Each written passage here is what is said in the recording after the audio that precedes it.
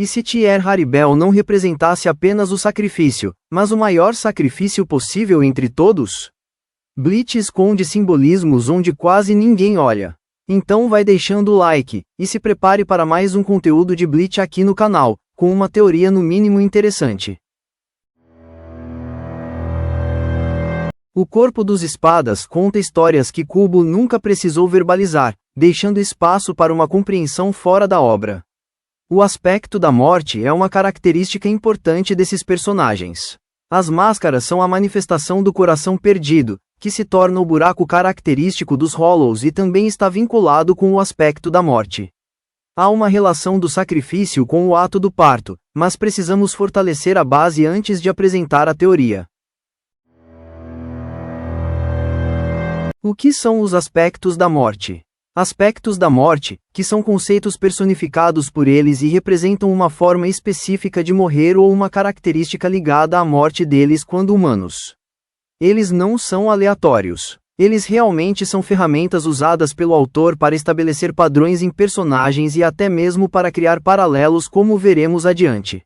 Kubo usa de conceitos abstratos para criar os aspectos da morte em sua obra. Algo que fora dela é uma construção cultural multifacetada que atravessou o tempo e tomou muitas versões. Por exemplo, Bahagan está ligado ao envelhecimento, à inevitabilidade do perecer. Já o Ukiyo-ha é a representação do vazio, o niilismo do ser.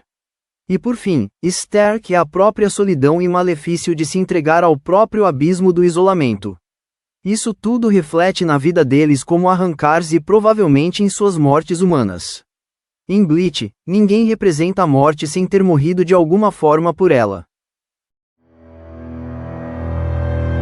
E quanto a Haribel, seu aspecto da morte é o sacrifício, e como isso influencia em sua vida como arrancar e sua morte como humana. A relação com San-san, Mila Rose e Apache é um reflexo de seu próprio aspecto da morte. Ela está disposta a defender e se arriscar pelos mais fracos que ela protege. O fato dela não consumir os fracos é um comportamento incomum até mesmo para um arrancar ou vasto lorde. Mesmo que eles não possuam a mesma fome insaciável dos Hollows comuns, o ato de poupar os mais fracos não combina com essa existência. Haribel age mais como protetora do que predadora, pelo menos onde vivia no Eco Mundo e com Hollows femininos. Ao ser a nova governante desse lugar, aparentemente reforçou seu desejo e caráter protetor. Há um tipo de instinto maternal simbólico em suas ações, liderando como quem preserva, não como uma dominadora.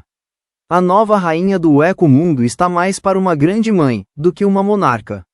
É praticamente alguém agindo de forma inconsciente, tentando redimir ou recompensar algo que perdeu. Duas espadas ocuparam o mesmo posto.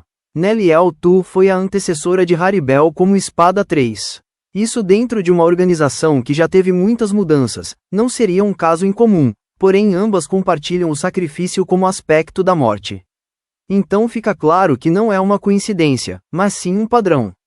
Ambas estão deslocadas da crueldade Hollow tradicional, agindo como figuras quase maternas no Eco Mundo. Curiosamente, o número 3 é amplamente usado como símbolo de equilíbrio em culturas e mitos. Entre elas, no ciclo da vida, começando pelo nascimento, seguido da vida e culminando na morte. Talvez o sacrifício não seja apenas um conceito, mas uma herança de um momento onde nascimento, vida e morte se encontram. O buraco Hollow em Bleach é o vazio no corpo de um espírito que perdeu seu coração, localizado em diferentes partes do corpo, variando para cada personagem, e ligada intimamente ao aspecto da morte. Inicialmente apresentado no peito, posteriormente é também retratado em outras partes, dando mais camadas no motivo da morte ou dos traumas vividos pela alma durante a transição entre vida e morte. Vamos ver algumas dessas diferenças. O Ukiyo-ha tem seu buraco localizado no peito, o lugar do coração que ele almeja entender, já que é vazio de sentimentos por ter nascido como Hollow. Noitra tem no lugar do olho esquerdo, talvez um resquício de sua morte, mas também a desumanização de si mesmo, por isso é movido por inveja e desespero. Grimmjow tem o seu localizado no abdômen, uma parte visceral, diferente da região do peito, associada com a emoção. Ele é o mais animalesco em comportamento e por isso é sedento pelo instinto básico de destruir para não ser destruído. E Haribel, sua localização é específica, na região uterina, lugar onde a vida se dá através do nascimento. Há aí um simbolismo impossível de ignorar. Kubo nunca posiciona um símbolo por acaso. Tanto que já fez alterações de locais onde ficavam certos buracos, como aconteceu com o Ukiyoha. Qual seria o sacrifício supremo? Dar a própria vida para que outra consiga viver. A morte durante o parto é um sacrifício literal e até mesmo com alguma frequência. O vazio no útero simboliza uma ausência irreparável de quem já perdeu algo além do que a própria vida. Ou teve algo tomado de si.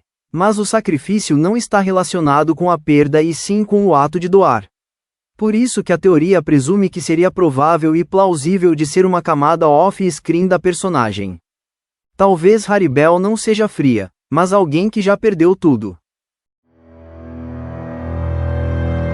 Tiburon, a ressurreição de Haribel é baseada no tubarão branco, um predador extremo. Há um grande contraste na postura de um arrancar que não se alimenta dos fracos, já que tubarões praticam ovofagia durante a própria gestação.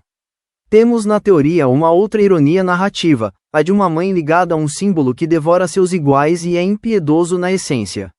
Haribel se tornou aquilo que ela rejeita. Algo digno de um trauma. Isso reforça a tragédia, não há contradição de fato. Bleach não explica tudo, Kubo confia no leitor ou pelo menos se diverte ao deixar lacunas interpretativas em muitas sagas e personagens. Isso não é um tipo de furo, mas algo semelhante ao que é utilizado na série de jogos Dark Souls, onde a narrativa permite que o espectador complete lacunas com informações feitas com elementos subjetivos deixados propositalmente. Com isso, Haribel pode ser uma das personagens mais trágicas da obra e isso seria justo para a mais subestimada dentro da narrativa convencional. Talvez o sacrifício de Haribel não tenha sido morrer, mas continuar existindo depois disso e sem ao menos saber do seu próprio contexto.